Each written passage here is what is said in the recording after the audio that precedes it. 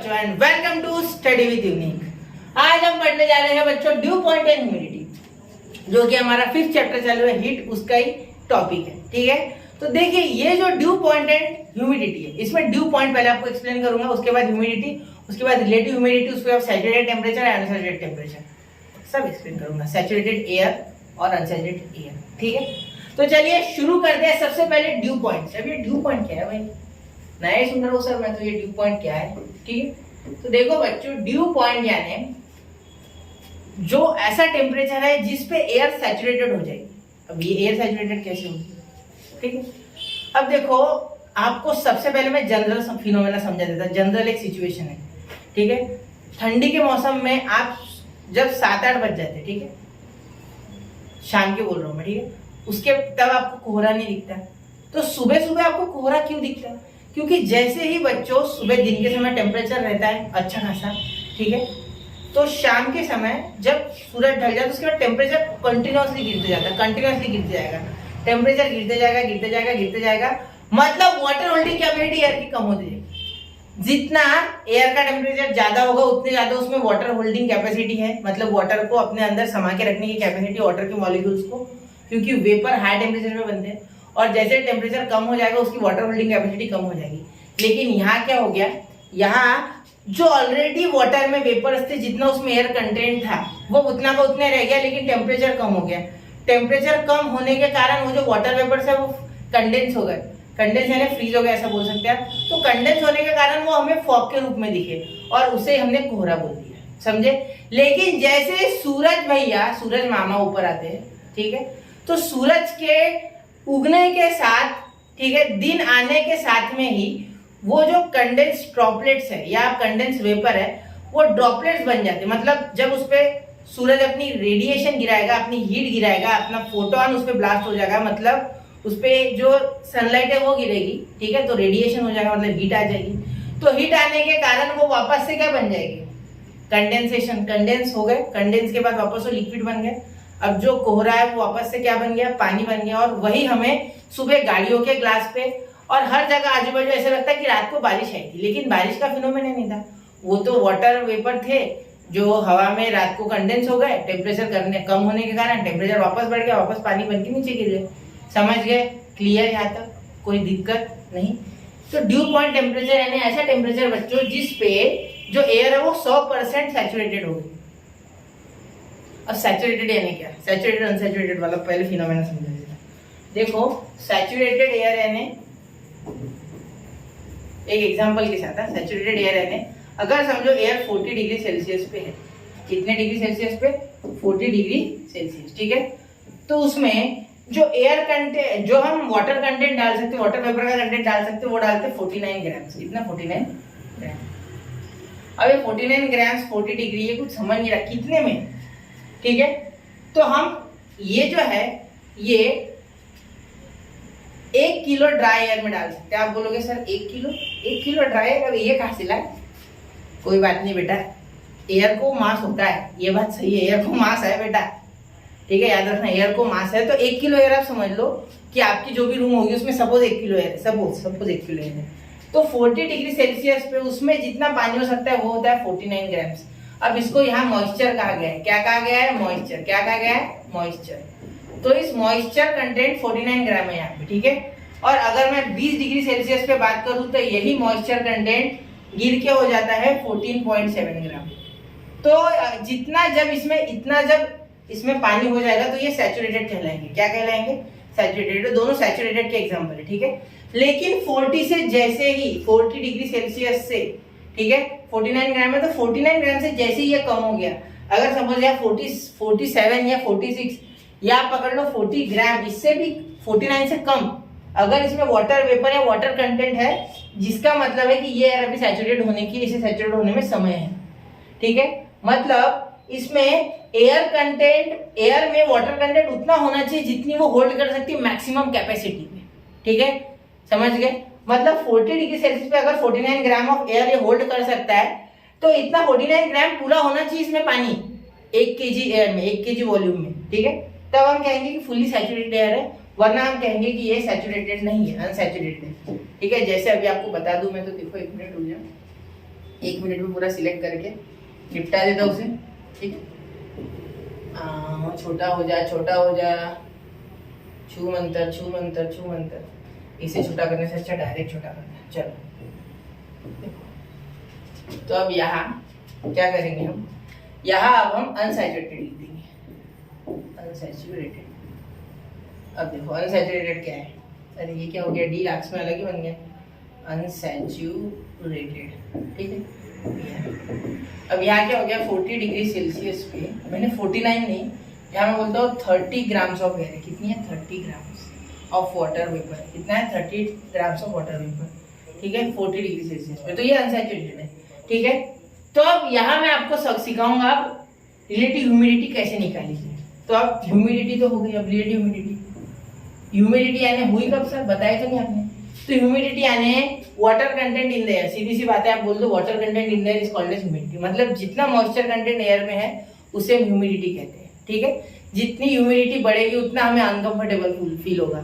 जैसे 50 से 60 के बीच में जब ह्यूमिडिटी होती है तो ह्यूमन बॉडी को अच्छा लगता है, ठीक है, हमारे लिए कंफर्टेबल है। 50 to 60 डिग्री ह्यूमिडिटी जो है, परसेंट जो ह्यूमिडिटी है वो हमारे लिए क्या है, कंफर्टेबल है। क्या है, कंफर्टेबल है, ठीक है। अगर इससे ज्यादा इससे कम है तो हमें दिक्कत हो जाएगी, ठीक है, हमें अच्छा नहीं लगेगा, अच्छा कंफर्टेबल फील नहीं करेंगे। तो देखो 30 ग्राम 40 डिग्री सेल्सियस पे कितनी है अनसैचुरेटेड एयर, 40 डिग्री सेल्सियस पे 30 ग्राम ही इसमें वाटर वेपर है, यहाँ 49 ग्राम चाहिए। तो रिलेटिव ह्यूमिडिटी बच्चों परसेंटेज में होती है, किसमें चाहिए होती है, परसेंटेज में। तो यहाँ देखो परसेंटेज में हम लिख लेंगे, तो यहाँ हो जाएगा हमारा actual mass of air water vapour content in the air. मतलब एक्चुअल मास कितना है, फिलहाल 30 ग्राम है मेरे पास, मतलब 30 ग्राम 40 डिग्री सेल्सियस पे 1 kg जो वॉल्यूम है हवा का उसमें है मेरे पास 30 ग्राम। और चाहिए कितना, और मतलब mass of vapour water vapour needed to make the air saturated in the volume. ये कभी कभी एलिवेट करने आता है। फॉर्मूला क्या है, percentage of relative humidity equal to actual mass of water vapour content in that air. मतलब उस समय जो एयर आपके पास उसमें है कितना, और साथ में नीचे डिवाइड में अपॉन जितना उसे और चाहिए वो, ठीक है, mass of vapour needed to make the air saturated in that volume into 100 कर दो, ठीक है। तो कितना चाहिए, और 19 चाहिए, क्योंकि यहाँ 49 पे सैचुरेट होता है तो 19 इंटू 100, ठीक है। तो ये आप निकाल लेना, ठीक है। तो ये हो गया आपका, ठीक है, actual mass of water vapour content in the air and water needed to make the air saturated in that volume. 49 उल्टा हो गया 49, ठीक है। क्लियर, समझ गए, कोई दिक्कत कोई परेशानी नहीं। अब डिवाइड करो इसे, और डिवाइड करने के बाद आपका जो आंसर आ जाएगा वो आपकी रिलेटिव ह्यूमिडिटी हो जाएगी, ठीक है। इसीलिए हाँ, तो इसीलिए हम यहाँ क्या कहेंगे कि रिलेटिव ह्यूमिडिटी है ड्यू पॉइंट टेम्परेचर 100%। मतलब वाटर वेपर जो एयर में वाटर वेपर का कंटेंट है वो फुल्ली सेटिस्फाई हो जाएगा, मतलब कंप्लीट हो जाएगा, उससे ज्यादा वो होल्ड ही नहीं कर सकता वाटर वेपर उस टेम्परेचर पे। एयर 1 kg एयर का सपोज कोई टेम्परेचर है सर्टन, तो उसके ऊपर उसने पूरा अपना कैपेसिटी जितना वाटर वेपर होल्ड कर लिया, तो तब कहेंगे उसे ड्यू पॉइंट टेम्परेचर। और यहाँ ड्यू पॉइंट टेम्परेचर पे 100% वाटर वेपर होने के कारण यहाँ ह्यूमिडिटी, रिलेटिव ह्यूमिडिटी क्या हो गई हमारी 100%। देखो relative humidity at dew point is 100%, relative humidity is more than 60%, we feel that the air is humid, हमें लगेगा ह्यूमिड है, ठीक है। जैसे ह्यूमिड क्लाइमेट कहाँ का होता है, जहाँ आप कोस्टल रीजन्स में जैसे मुंबई वगैरह, यहाँ ह्यूमिड क्लाइमेट है बच्चों, ठीक है, ड्राई क्लाइमेट नहीं होगा। If the relative humidity is less than 60, सीधी सी बात है, आप वाटर बॉडी के बाजू में रहेंगे, हर वक्त इवेपोरेशन होता रहेगा, इवेपोरेशन के कारण वही हवाएं आपके एरिया में आ जाएगी, और आपका जो एरिया है जहाँ आप रहते वहाँ ह्यूमिड एयर हो जाएगी, क्योंकि वाटर वेपर का कंटेंट हर टाइम इवेपोरेशन हो रहा है सी के कारण, अरेबियन सी है मुंबई के बाजू में, उस कारण वहाँ की एयर ह्यूमिड है, ठीक है।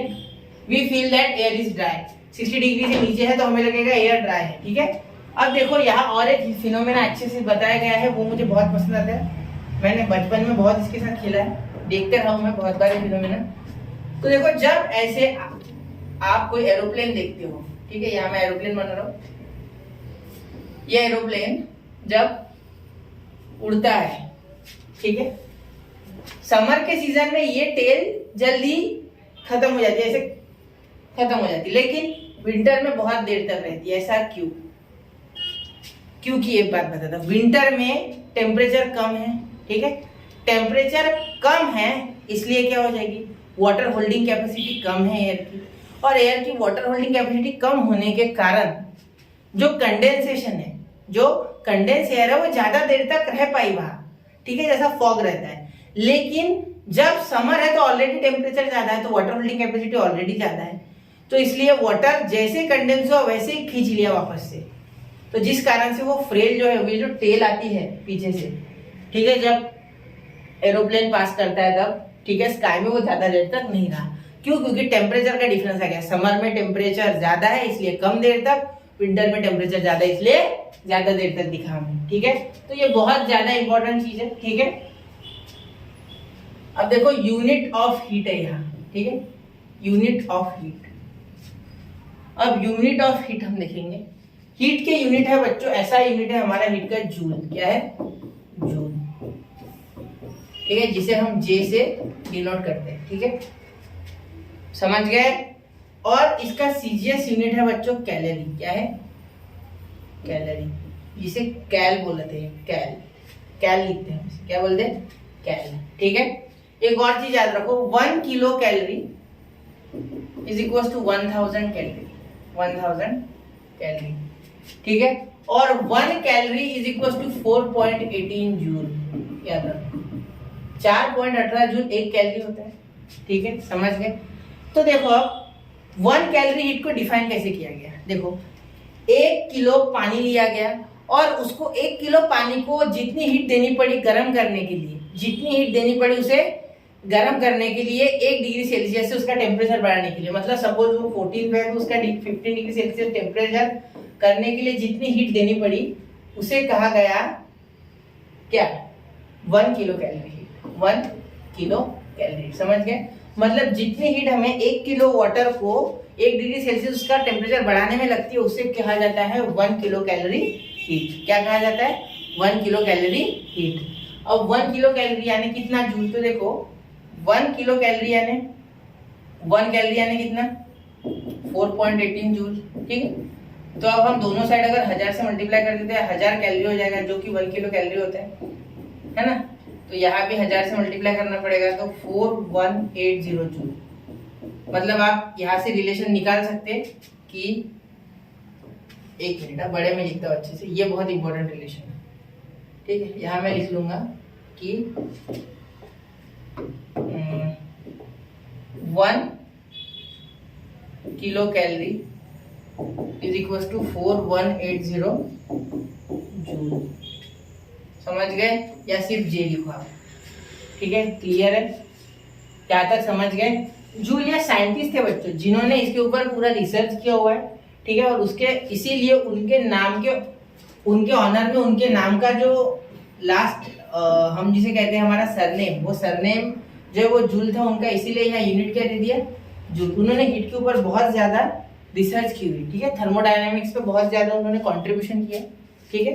तो वो हम आगे के क्लासेस में देखेंगे, फिलहाल हमें सिर्फ यूनिट से लेन देना है, जूल, ठीक है। स्पेसिफिक हीट कैपेसिटी, अब देखो specific heat capacity, heat exchange, ये हम अगले लेक्चर में देखेंगे। तब तक के लिए पढ़ते रहे, आगे बढ़ते रहे, और मेरा हमेशा कहना है नोट्स बनाते रहे, क्योंकि अगला लेक्चर अगर समझना है तो पिछला समझना है, पिछला नहीं समझा अगला नहीं समझेगा, धीरे धीरे कॉन्सेप्ट खराब होते जाएंगे, ठीक है। तो कॉन्सेप्ट को बनाने के लिए, कॉन्सेप्ट पे पकड़ बनाने के लिए आपको पढ़ना होगा, आगे बढ़ना होगा। तब तक के लिए पढ़ते रहे, आगे बढ़ते रहे। जय हिंद, जय भारत।